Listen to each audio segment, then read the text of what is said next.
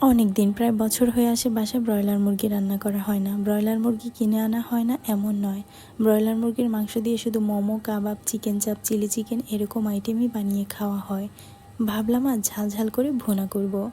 এই জন্য প্যানে কুকিং অয়েল দিয়ে দিলাম, সাথে তেজপাতা আর গোটা গরম মশলা দিয়ে সামান্য ভেজে নেব। এবার পেঁয়াজ কুচি দিয়ে দিয়েছি। পেঁয়াজের র ফ্লেভারটা কাটানোর জন্য 2 থেকে 3 মিনিটের মতো ভেজে নেব। আসসালামু আলাইকুম, সবাই কেমন আছেন? যে যেখান থেকে আমার ভিডিওটি দেখছেন সবাইকে অনেক অনেক ভালোবাসা জানিয়ে আজকের ভিডিওটি শুরু করছি। পেঁয়াজ ভাজা হয়ে এলে দিয়ে দিব পরিমাণ মতো আদা রসুন বাটা ও জিরা বাটা। এবার একটু সামান্য ভেজে নেব। পেঁয়াজ আদা রসুন বাটা একটু ভাজা হলেই মশলা কষানোর জন্য পানি দিয়ে দিব।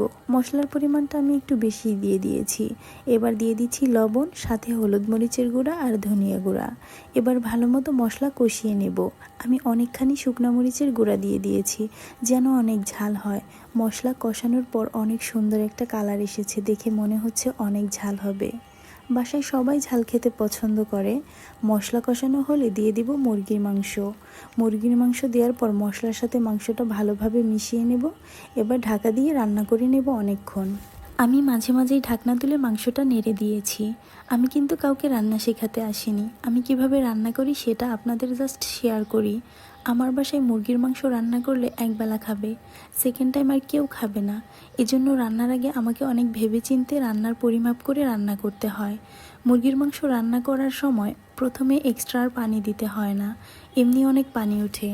এই পানি দিয়েই মাংস কষানো হয়ে যায়। কষানো হলে মাংস রান্নার জন্য পানি দিয়ে দিয়েছি। পানির পরিমাণ কম করে দিয়েছি, কাজ আমি বেশি ঝোল রাখবো না। ব্রয়লার মুরগির মাংস ঝোল করে রান্না করলে আমার একদমই ভালো লাগে না।